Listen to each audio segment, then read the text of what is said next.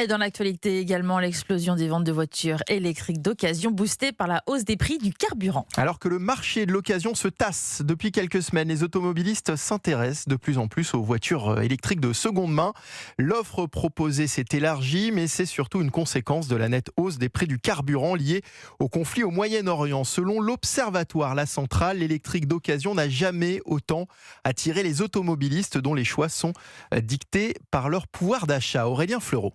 Jusqu'ici, les concessionnaires expliquaient qu'il fallait environ 40 jours de plus pour vendre une occasion électrique qu'une occasion thermique. Il y a toujours une différence, mais depuis avril, les stocks de voitures électriques d'occasion ont fondu de 36%.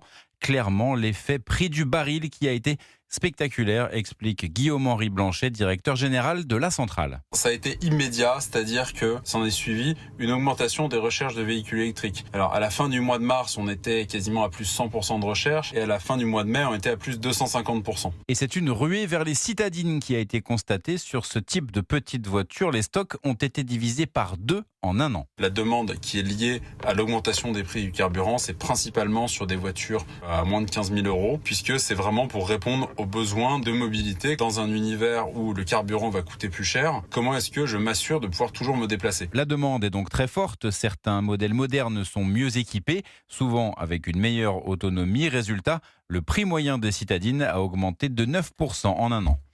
Les explications d'Aurélien Fleureau pour